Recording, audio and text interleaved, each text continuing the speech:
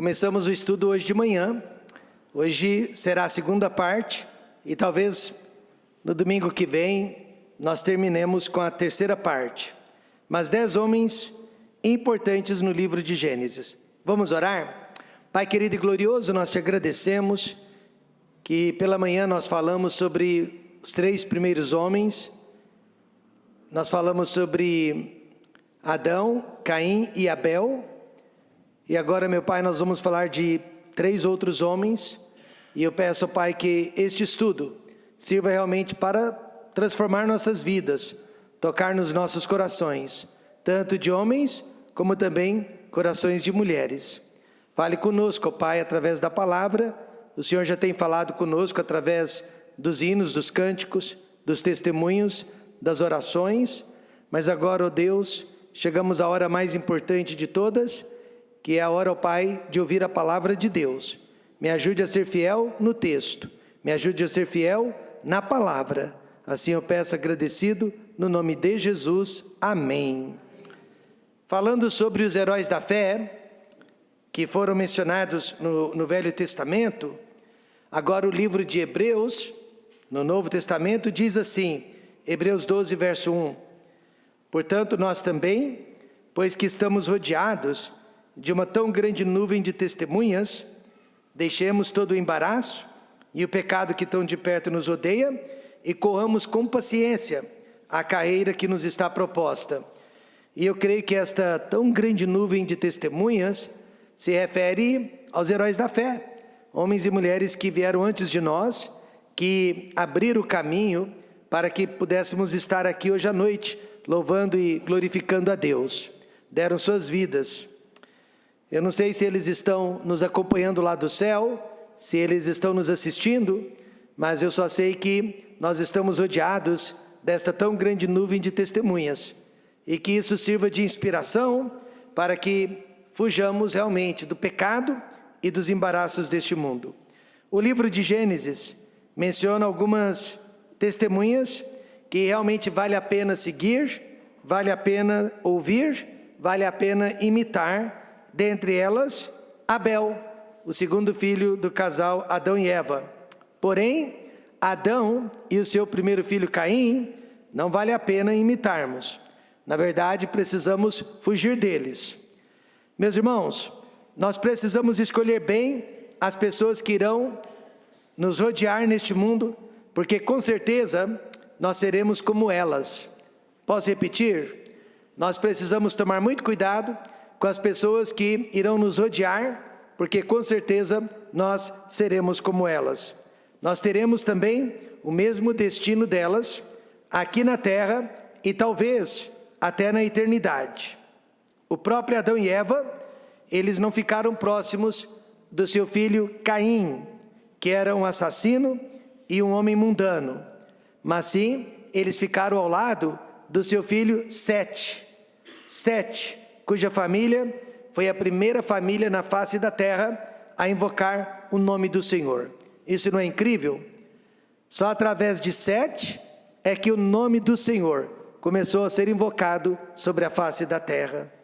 O livro de Gênesis menciona 10 homens importantíssimos que conseguiram mudar o curso da nossa história.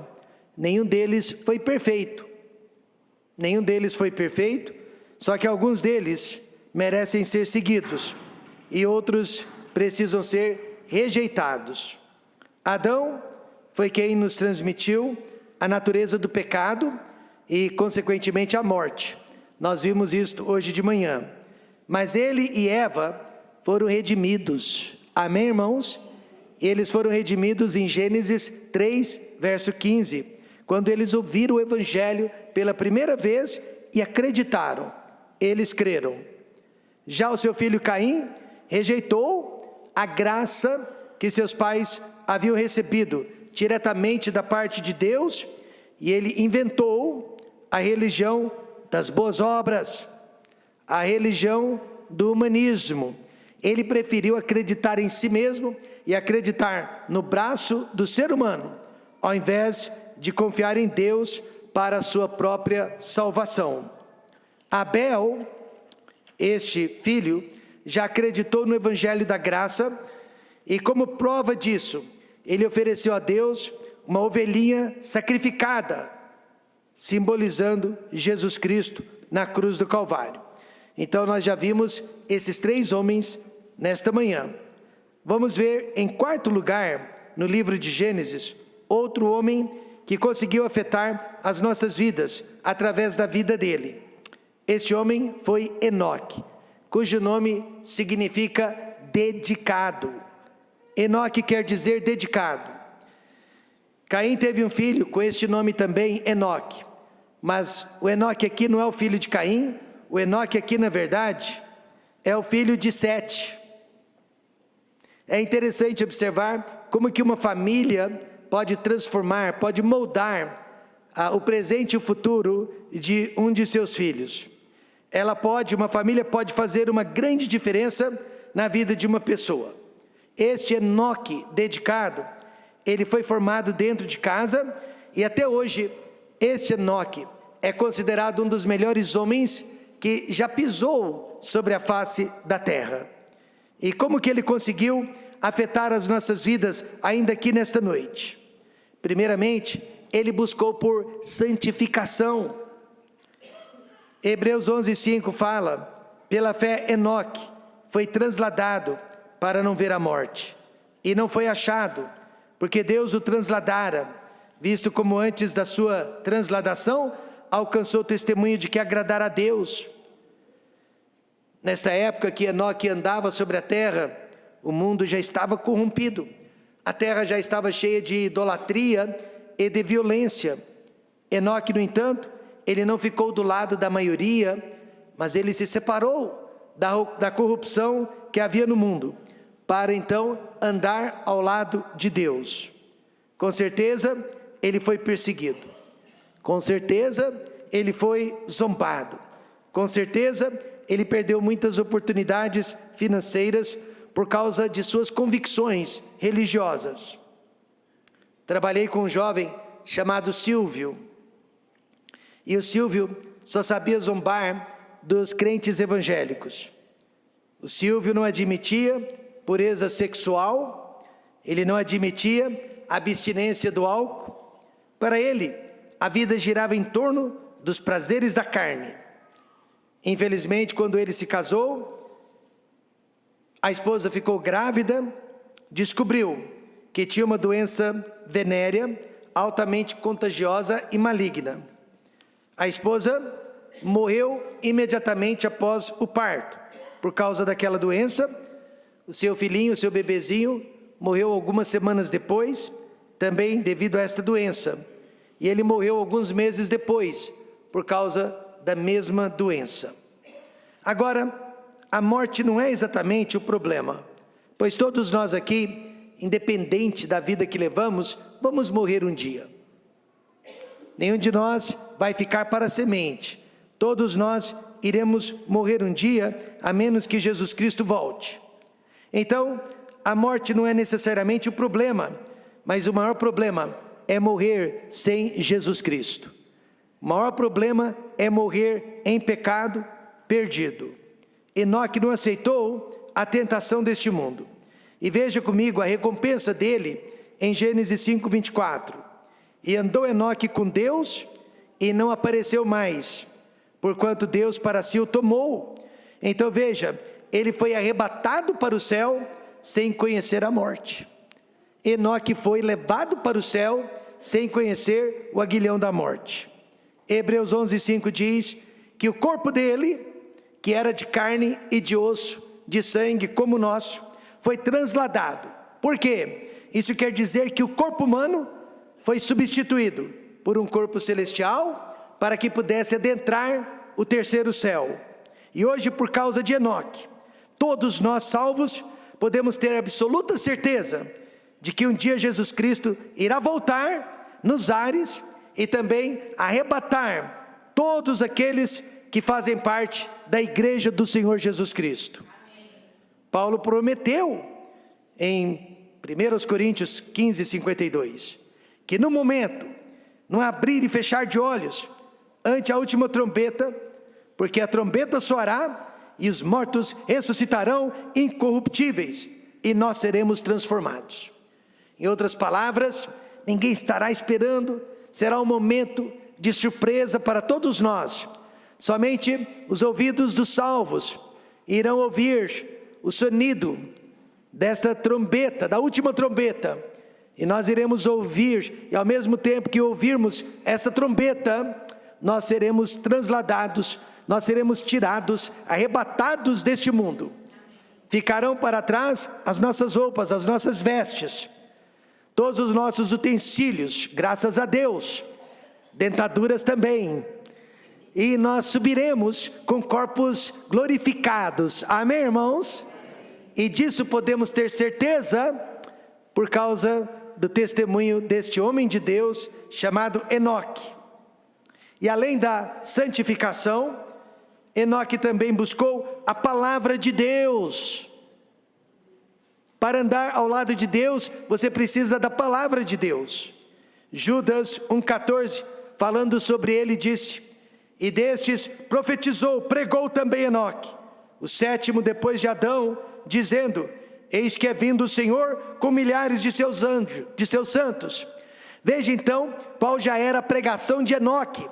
Naqueles dias, há cerca de 4.000 anos antes da cruz, Enoque já estava falando sobre a volta do Senhor Jesus Cristo. Enoque já estava falando sobre a nossa reunião com o Senhor Jesus Cristo. E talvez porque ele habitasse tanto na volta do Senhor Jesus Cristo, Deus resolveu levá-lo para si, arrebatá-lo para si, como faria com a própria igreja do Senhor Jesus Cristo mais tarde. Profetizou, quer dizer que ele, além de não participar dos pecados do mundo, também os condenava. Enoque pregava sobre a justiça de Deus. Ele não era um profeta ranzinza, que achava pelo em casca de ovo. Ele não era um profeta ranzinza, que achava defeito até nas criancinhas. Mas ele era um pregador da palavra de Deus, que acreditava no céu e acreditava no inferno. E nesta noite, quem acredita no julgamento de Deus, pensa 2 vezes antes de seguir o caminho errado. Enoque me ensina que eu devo ficar preparado para a volta do Senhor Jesus Cristo, porque qualquer dia desses, eu vou sair de casa para nunca mais voltar, amém, irmãos? Mas não devemos esperar pela volta de Cristo de braços cruzados, mas sim anunciando a salvação e a esperança que há no Senhor Jesus Cristo. Adão, Caim, Abel e Enoque. E em 5º lugar, Noé, cujo nome significa descanso. Gênesis 5:29, a quem chamou Noé, dizendo: este nos consolará acerca de nossas obras e do trabalho de nossas mãos, por causa da terra que o Senhor amaldiçoou. Incrível como que os pais no Velho Testamento, eles tinham uma noção de como seria a vida de seus filhos, e o nome dos filhos servia de profecia do que eles seriam e do que eles estariam fazendo anos mais tarde. E os pais de Noé sabiam que ele nasceu para fazer a diferença neste mundo. Por isso ele foi chamado de descanso, porque seus pais sabiam que de alguma forma ele seria usado para dar descanso a este mundo. E ele ficou conhecido como o homem que salvou a sua família, mas condenou o mundo inteiro através de um dilúvio universal. Se Noé vivesse nos dias de hoje, ele faria a mesma coisa. Ele salvaria a sua família e condenaria o mundo inteiro. Não mais através de um dilúvio universal, mas agora através de um período chamado de a grande tribulação, pelo qual este mundo ainda irá passar. Jesus avisou sobre este período em Mateus 24:22. E se aqueles dias não fossem abreviados, nenhuma carne se salvaria, mas por causa dos escolhidos serão abreviados aqueles dias. Parafraseando, e se o período da grande tribulação, que serão de 7 anos, não fosse abreviado, nenhum ser humano sobraria naquele período. Mas por causa dos remanescentes judeus, serão abreviados aqueles dias. E por esta razão, a fé de Noé ainda fala nos dias de hoje. E como que fala? Primeiro fala para não desistirmos de Deus. Não desista de Deus. Amém, irmãos? Porque Deus nunca vai desistir de você. 1 Pedro 3,20 diz: os quais noutro tempo foram rebeldes quanto à longanimidade de Deus, quando a longanimidade de Deus esperava nos dias de Noé, enquanto se preparava a arca, na qual poucas, isto é, 8 almas se salvaram pela água. Apenas 8 almas se salvaram pela água. Noé demorou cerca de 100 anos para construir aquela arca, aguardando um dilúvio universal. Mas lembre-se, numa época que ainda não havia chuva, a terra parecia que ela era regada de baixo para cima, e não de cima para baixo. Não havia então chuva, e no entanto Noé, ele estava construindo uma arca, quando não havia nem chuva sobre a terra. Por esta razão, ele foi considerado um dos pais da fé, juntamente com Abraão. Foram 100 anos de chacotas, foram 100 anos de muito trabalho, foram 100 anos sem ver resultado algum. Mesmo assim, ele não desistiu de Deus. Agora basta uma semana de dificuldades e muitos crentes desistem da igreja, desistem da esposa, desistem do esposo, desistem da família.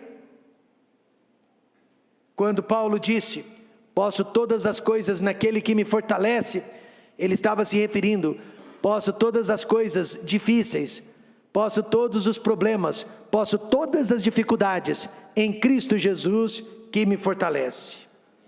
Noé podia e nós podemos também. E além de Deus, a fé de Noé está dizendo: não desista dos homens, não desista das pessoas. Agora é 2 Pedro 2,5. E não perdoou ao mundo antigo, mas guardou a Noé, pregoeiro da justiça, com mais 7 pessoas, ao trazer o dilúvio sobre o mundo dos ímpios. E essas 7 almas não foram salvas porque eram parentas de Noé, não, mas foram salvas porque elas receberam a pregação de Noé. Sua esposa, seus filhos, suas noras creram em Deus e em sua promessa. Já os ímpios zombaram de Noé, o desprezaram a sua pregação. Também puderam construir uma arca longe do oceano, numa época que ainda não havia chuva sobre a terra. Como que eles iriam acreditar em um dilúvio universal, se não pela fé? Hoje em dia, seria o mesmo que dizer para os incrédulos que estão ao nosso redor, que Jesus Cristo está voltando, e que somente os salvos, lavados no sangue de Cristo, serão retirados da terra, serão arrebatados para o céu. Os perdidos serão deixados para trás. Além de não acreditar, eles vão zombar de nós, eles vão zombar da nossa pregação, eles vão achar loucura. No entanto, é exatamente esta mensagem que a igreja tem anunciado, está anunciando há mais de 2000 anos. Amém, irmãos? Há mais de 2000 anos, a igreja está avisando: Jesus Cristo está voltando. Você está preparado? Mas o mundo acha graça e zomba desse tipo de pregação. A então candidata para presidente dos Estados Unidos, Hillary Clinton, ela disse que uma das marcas de loucura nos Estados Unidos da América é acreditar na volta de Jesus Cristo. Mas Jesus já nos avisou em Mateus 24:37, e como foi nos dias de Noé, assim será também a vinda do Filho do Homem. E nós estamos vivendo como nos dias de Noé. Por cerca de 100 anos, ele pregou, ele avisou, ele insistiu para que os homens abandonassem o pecado e crescem em Deus. E quando o dilúvio chegou, já era tarde demais. Só que Noé jamais desistiu das pessoas. Enquanto ele batia o martelo, ele pregava a palavra de Deus. E a arca, conforme ela estava sendo construída, ela já era uma pregação a respeito da vinda do dilúvio. Ela já era um aviso de que Deus iria julgar o planeta Terra. Ele não desistiu daquelas pessoas nem na última hora. Sabe por quê? Foi Deus quem trancou a arca de Noé do lado de fora. Não foi Noé quem trancou a arca do lado de dentro, mas Deus do lado de fora. Depois de colocar aquelas 8 almas, mais os animais, Deus mesmo trancou a arca do lado de fora. Por quê? Se permitisse, Noé teria aberto a porta. Noé teria aberto a porta e teria recebido aqueles homens e mulheres que estavam batendo na porta da arca, desesperados, pedindo para entrar. Por isso Deus trancou a arca do lado de fora. Era tarde demais para eles. Então aprendemos com Noé que o julgamento de Deus vem, só não sabemos quando. Em sexto lugar, Abraão, pai de uma multidão. É exatamente isso que o nome significa. Gênesis 17, verso 5. E não se chamará mais o teu nome Abrão, mas Abraão será o teu nome. Porque por pai de muitas nações te tenho posto. E é interessante que Deus mudou o nome dele. Deus muda o nosso nome, Deus muda a nossa personalidade, Deus muda o nosso caráter. Amém, irmãos? O nome Abrão queria dizer, e simplesmente queria dizer, exaltado. Pai exaltado. Quem precisa ser exaltado? Só Deus precisa ser exaltado. Mas o nome dele era Pai exaltado. Aí Deus disse: você deixará de ser exaltado e você passará a me exaltar. Você deixará de ser exaltado para se tornar pai de uma grande multidão. Numa outra passagem, assim como não podemos contar os grãos de areia de todos os mares, não poderíamos contar o número de descendentes de Abraão.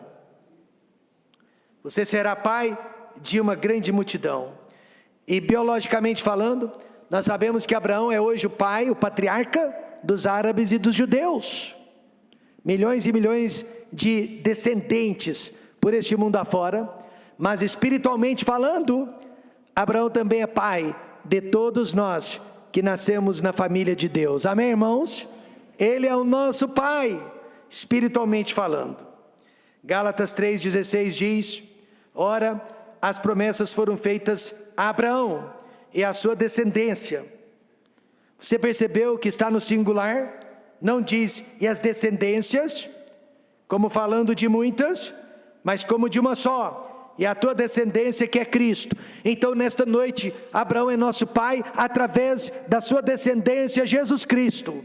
Através de Abraão, o Messias veio para o mundo, e através do Messias, nós fomos salvos. Este homem nos afetou de várias maneiras. Primeiro, ele nos ensinou o significado de adoração. Será que você e eu adoramos a Deus aqui nesta noite? Alguns, mas nem todos. Veja por quê. Adoração é diferente de louvor. Eu acho que todos nós louvamos a Deus aqui nesta noite, inclusive a igreja dos surdos, do jeito deles, mas nós louvamos a Deus.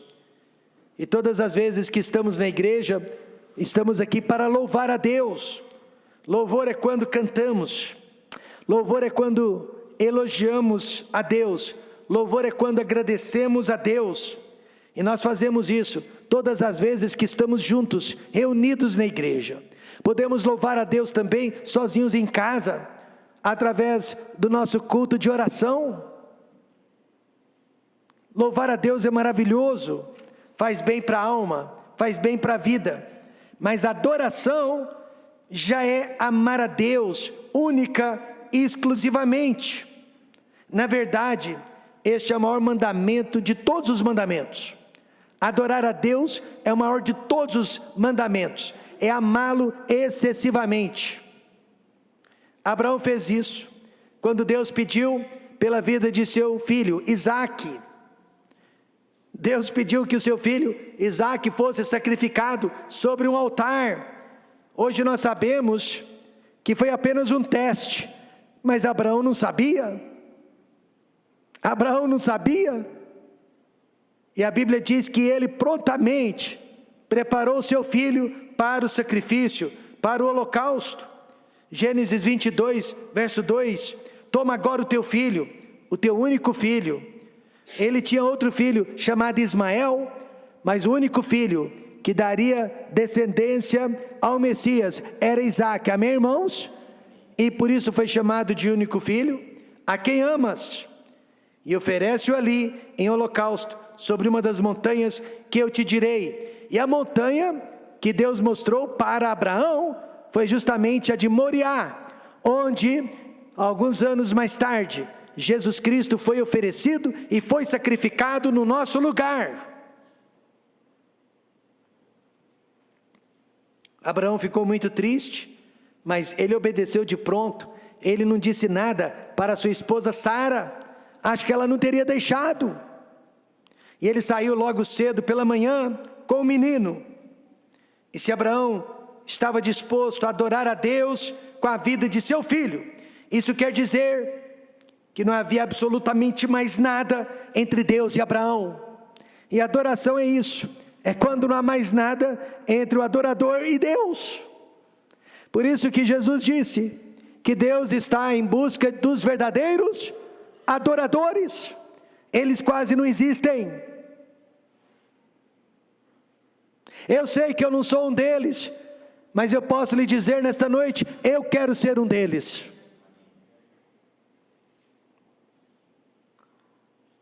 Não havia nada entre Deus e Abraão, e a comunhão deles era completa.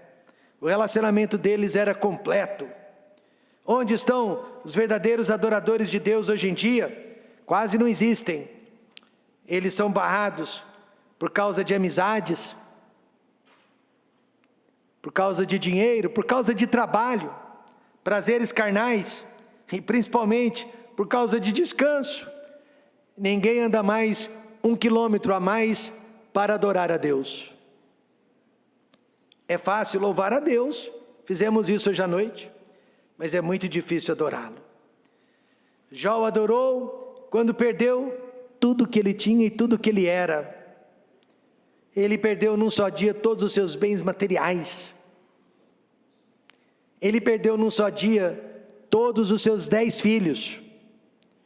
Ele perdeu num só dia toda a sua saúde. Só faltava morrer. E ele perdeu o respeito, a reputação para com os seus amigos e sua esposa. Mas mesmo assim, a Bíblia diz que ele colocou a boca no chão e adorou a Deus. E ele disse: bendito seja o Senhor.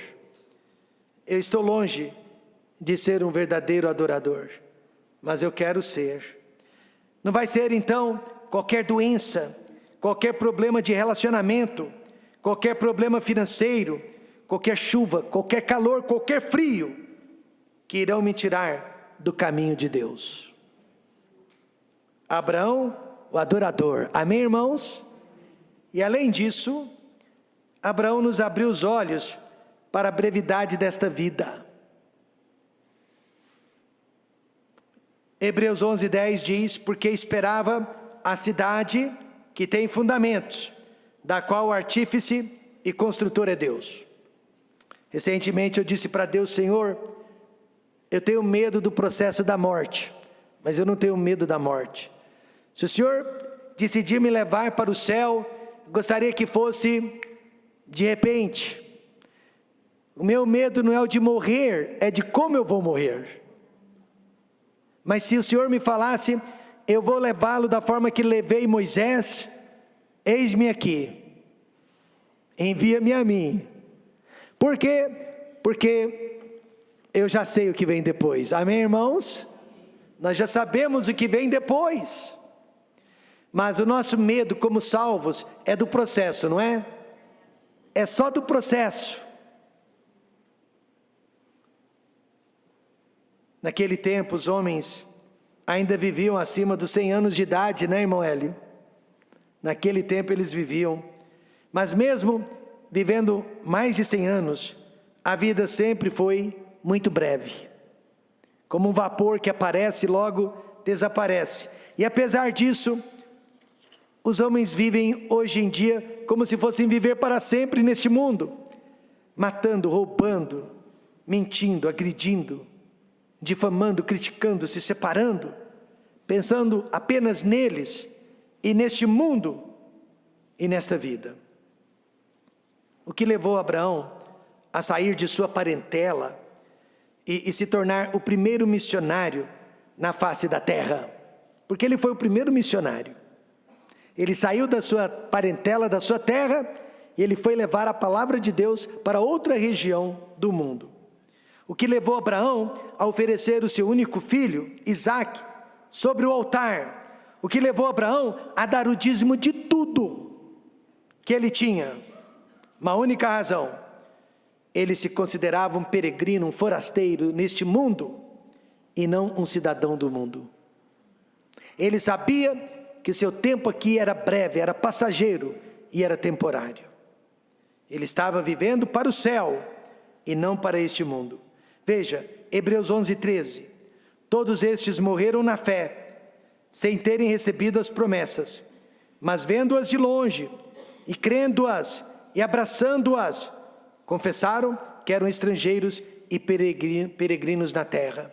Eles viram o Messias, amém? De longe. Eles viram a crucificação, eles viram a ressurreição, e eles viram a volta do Messias, o resgate do seu povo. Eles viram a Jerusalém espiritual. Crendo, eles morreram na fé. Quando eu morrer, eu vou deixar tudo que não interessa, tudo que não é importante para trás. Casa, carro, dinheiro, saúde, não vou precisar mais de saúde, amigos e prazeres. E eu vou levar somente o que é mais importante, minha salvação, amém? A salvação da minha família, amém? Um bom testemunho, não um testemunho perfeito, apenas um bom testemunho, para apresentar diante de Deus. Concluindo, nós cantamos hoje cedo e vamos cantar hoje à noite. Homens fiéis nos antecederam, mas muitos homens infiéis, que nunca se arrependeram de seus pecados, nos antecederam também. Que tipo de homens seremos nesse dia dos pais? Adão, que desejou ser igual a Deus e por isso desobedeceu. Caim, que se achou bom demais para se arrepender dos seus pecados e tentou conquistar a salvação através da sua própria força. Ou Abel que foi humilde para se arrepender. Ou Enoque, que rejeitou os prazeres do mundo para andar ao lado de Deus. Ou Noé, que confiou na palavra de Deus e em suas promessas, quando não havia nenhuma possibilidade de acontecer. Ou Abraão, que nos abriu os olhos para a brevidade desta vida e para a verdadeira adoração. Vamos todos ler juntos Hebreus 11:16 e terminar. Todos juntos, nos coloquemos em pé. Todos juntos, em voz alta, vamos citar. Mas agora desejo uma melhor, isto é, a celestial. Por isso também Deus não se envergonha deles, de se chamar seu Deus, porque já lhes preparou uma cidade. Quantos acreditam nisso? Homens fiéis.